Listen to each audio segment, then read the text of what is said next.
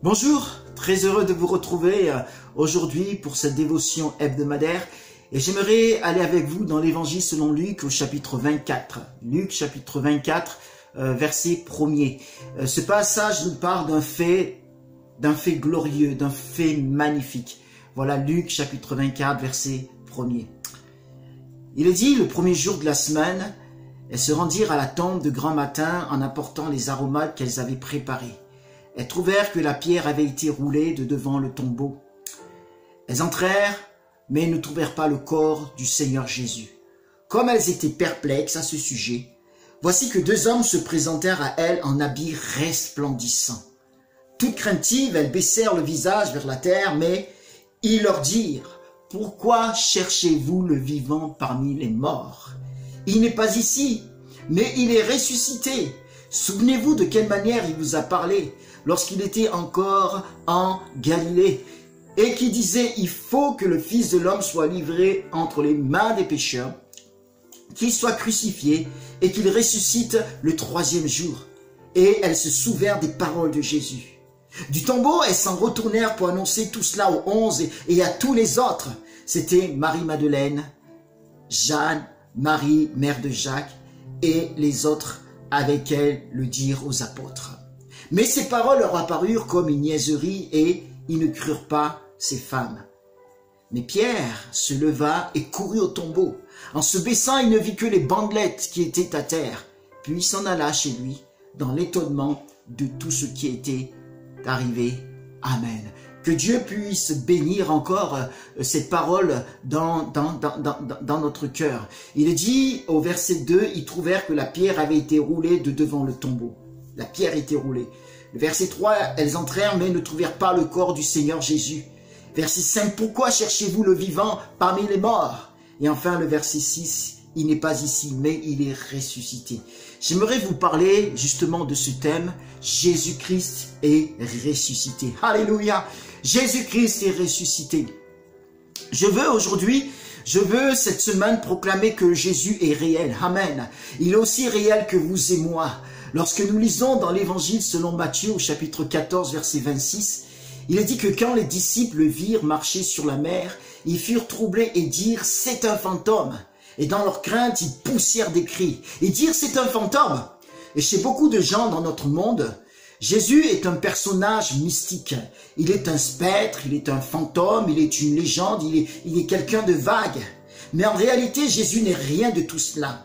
Il n'est pas un fantôme, il n'est pas un personnage mystique, il n'est pas un spectre, il n'est pas une légende, il n'est pas quelqu'un de vague. Non, mais il est réel. Amen.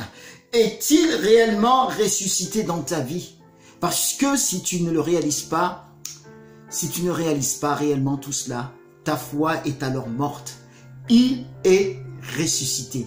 Qu'importe ce temps que nous vivons, qu'importe ce temps de Covid-19, qu'importe ce temps de confinement, Jésus est ressuscité.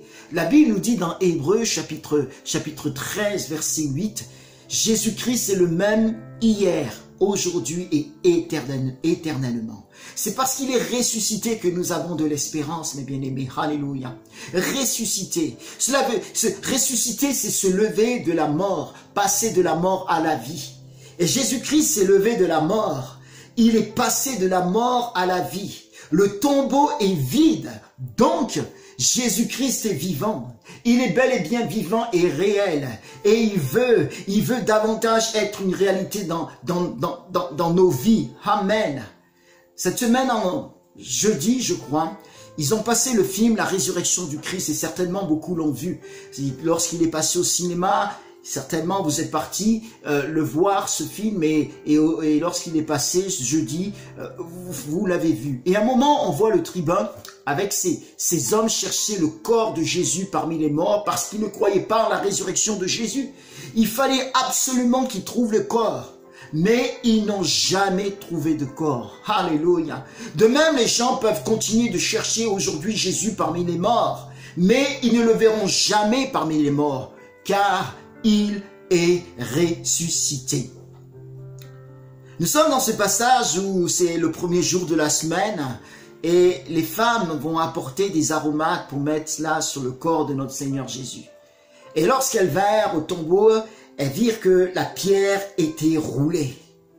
Et elles voient les anges et elles entendent. Pourquoi cherchez-vous le vivant parmi les morts? Il n'est pas ici, mais il est ressuscité. Alléluia! Et c'est là qu'elle réalise qu'en effet que Jésus est ressuscité. Elle part dire aux disciples qu'ils ne vont pas aussi les croire de suite. Ces paroles leur apparurent comme une niaiserie. Pourtant, le Christ est ressuscité. Amen. La résurrection de Jésus est un fait de la Bible. Donc c'est une réalité. À maintes reprises, Jésus lui-même a parlé de sa résurrection. Les anges l'ont annoncé, les apôtres l'ont prêché et l'ont écrit dans leurs épîtres. Après sa résurrection, les apôtres, les disciples l'ont vu. Ensuite, il a été vu par plus de 500 frères à la fois. Vous lisez cela dans 1 Corinthiens chapitre 15, verset 6. Donc ce n'est pas une fable, ce n'est pas une sottise. Parfois, le croyant peut se comporter comme les disciples d'Emmaüs. Jésus est à côté d'eux, il a cheminé avec eux, mais ils ne l'ont pas reconnu de suite. Et ce croyant, Jésus est à côté de lui. Mieux encore, il est en lui à travers le baptême dans le Saint-Esprit. Mais il vit comme si Jésus n'était pas vivant en lui. La Bible nous dit que nous sommes le temple du Saint-Esprit. Donc Jésus est en nous. Amen. Il est vivant en nous. C'est la vérité. C'est la réalité. Notre foi n'est pas une foi morte, mais une foi vivante, car Christ est ressuscité. L'auteur de cette foi est vivant pour toujours, et c'est Jésus. Peut-être que tu traverses des choses où tu as même l'impression que Jésus ne peut plus rien faire pour toi. J'aimerais te dire que c'est faux. Il faut balayer cet esprit, ce que tu ressens, il faut le balayer dans le nom de Jésus-Christ. Alors quel que soit ce que tu peux traverser, ou ouvre les yeux et vois le ressuscité. Qu'il illumine les yeux de ton cœur pour que tu le vois tel qu'il est. Tel qu'il est, il est vivant, il est réel, il est véritable. Amen. Vivant pour te sauver, vivant pour te guérir, vivant pour te délivrer, vivant pour bénir l'église qui bâtit, car c'est le Dieu vivant qui est le chef de l'église. Que cette église ait des locaux ou pas, eh bien c'est lui le chef de l'église, et comme on l'a vu la semaine dernière, il bâtit son église. Alléluia. Ne sois pas perplexe comme les femmes de cette histoire. Proclame et confesse les promesses du ressuscité à ton égard. Il est le grand vainqueur. Après sa résurrection, il a dit « Tout pouvoir m'a été donné dans le ciel et sur la terre ». Il a tout pouvoir, et ce qu'il a fait avant sa mort, il le fait encore après sa résurrection. Il est le même hier, aujourd'hui et pour l'éternité. Il est toujours celui qui calme les tempêtes. Il est celui qui peut changer l'eau en vin. Alléluia. Il est toujours celui qui peut guérir. Il est toujours celui qui peut ressusciter. Il est toujours celui qui peut délivrer. Il est toujours celui qui peut multiplier les pains et les poissons. Oui, aussi, il est capable de ressusciter tout ce qui est mort en toi. Qu'est-ce qui est mort en toi? Quelle est la situation qui est morte? Est-ce un problème personnel? Est-ce ta communion avec Jésus? Est-ce ta vie de prière qui est morte? Est-ce une maladie qui est là? Est-ce dans ton foyer? Est-ce dans ton couple? Est-ce une relation qui est morte? Est-ce dans ton travail, etc. Jésus est capable de ressusciter toutes les situations. Apporte-les lui seulement et crois. Et foi en lui et attends-toi à lui. Amen. Es-tu encore spirituellement mort si tu ne connais pas le Seigneur? Pour ceux et celles qui ne connaissent pas le Seigneur, eh bien aujourd'hui, Jésus veut te donner la vie à ton esprit, la vie à ton âme. Demande-lui seulement pardon pour tes péchés. Et tu vas ressusciter. Amen. Il est ressuscité et vivant pour toujours. Que vos yeux s'ouvrent aujourd'hui. Alors tu peux être sauvé, alors tu peux être guéri, alors tu peux être baptisé dans le Saint-Esprit, alors tu peux parler de Jésus, alors tu peux recevoir les dons spirituels. Il est ressuscité. Je vous parle aujourd'hui du Dieu vivant. La mort n'a pu le retenir.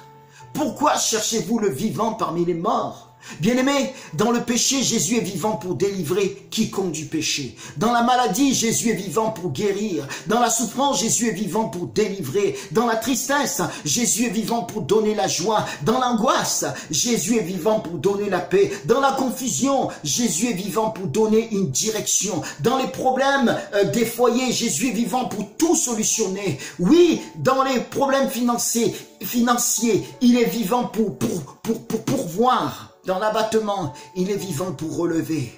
Dans le découragement, Jésus est vivant pour encourager. Et toutes ces choses, il le fait par le Saint-Esprit. Amen. D'ailleurs, Jésus est toujours vivant pour baptiser du Saint-Esprit et toujours vivant pour donner les dons spirituels. Crois-tu cela? Il doit avoir en nous un renouvellement de nos pensées à ce sujet. Bien-aimé, c'est à toi de croire cela et de vivre dans cette foi. C'est une constance. Et si tu as douté, si tu as failli, reviens à ton maître pour lui demander pardon, parce qu'il est toujours vivant pour pardonner et venir au secours de ton incrédulité. Ce père qui avait amené son fils qui était possédé, il l'avait amené à ses disciples, aux disciples de Jésus, mais ils n'ont pas pu le libérer. Et lorsque Jésus descend de la montagne de la transfiguration, ce père vient vers Jésus et lui parle et lui dira, si tu peux quelque chose, viens au secours, viens à notre secours. Jésus lui dit, si tu peux, et il dit, tout est possible à celui qui croit. Et ce père va dire, je crois, viens au secours de mon incrédulité. Aujourd'hui, tu peux lui dire aussi à Jésus, je crois, viens au secours de mon incrédulité. Et il va le faire, alléluia. Un homme de Dieu dira, je préfère mourir en faisant confiance à Dieu plutôt que de vivre dans l'incrédulité. Je préfère mourir en faisant confiance à Dieu plutôt que de vivre dans l'incrédulité. Et cela, c'est de ma part aussi. Je préfère mourir en faisant confiance à Jésus-Christ plutôt que de vivre dans l'incrédulité. C'est terrible que de vivre dans l'incrédulité. C'est terrible de croire que Jésus ne peut rien pour soi. Il n'y a plus alors aucune espérance.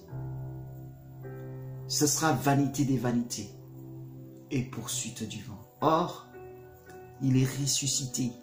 Et ça, c'est notre espérance. Alléluia. Il y a toujours de l'espérance. Il y a toujours de l'espérance. Oui, il peut et il veut. La pierre a été roulée, alléluia, de devant le tombeau. Le corps de Jésus n'est plus dans le tombeau. Ne cherchez plus le vivant parmi les morts. Il est ressuscité. Jésus-Christ est ressuscité. Je parlais tout à l'heure des disciples d'Emmaüs. Mais béni soit le Seigneur, parce qu'après les disciples d'Emmaüs ont reconnu le Maître. Leurs yeux se sont ouverts et leurs cœurs ont brûlé au-dedans d'eux. De même, tout à nouveau, que tes yeux s'ouvrent sur sa réalité et que ton cœur brûle, mais brûle tout à nouveau pour lui. Alléluia! Prends courage, et foi et confiance en Jésus-Christ, le ressuscité. Parce que il est celui qui t'aime et il est présent dans ta vie. Amen. Seigneur, merci pour cette grande vérité. Tu es ressuscité, tu es vivant pour toujours. Oh Dieu, quelle grâce. Merci parce que notre foi n'est pas morte, mais notre foi, elle est vivante. Jésus, je te demande de bénir mes bien-aimés qui écoutent ce message à cet instant. Je prie pour que la foi naisse tout à nouveau. Je prie pour que tu puisses visiter par ton esprit maintenant même, dans le nom de Jésus, leur cœur, leur vie, leur esprit, leur âme, leur corps. Renouvelle-les dans la foi. Que celui qui est malade soit guéri ce matin. C'est que celui qui a perdu l'espérance retrouve de l'espérance. Baptise dans le Saint-Esprit ce matin. Au nom de Jésus, sauve du péché ce matin. parce que tu es vivant et tout peut se passer. Merci d'intervenir.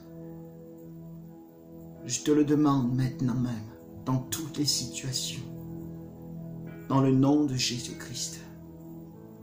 Amen. Amen. Que Dieu vous bénisse abondamment. Et ça, je le dis de tout mon cœur. Que ce Jésus, le vivant, le ressuscité, vous bénisse abondamment en toutes choses. Et je vous dis à bientôt. Shalom, shalom.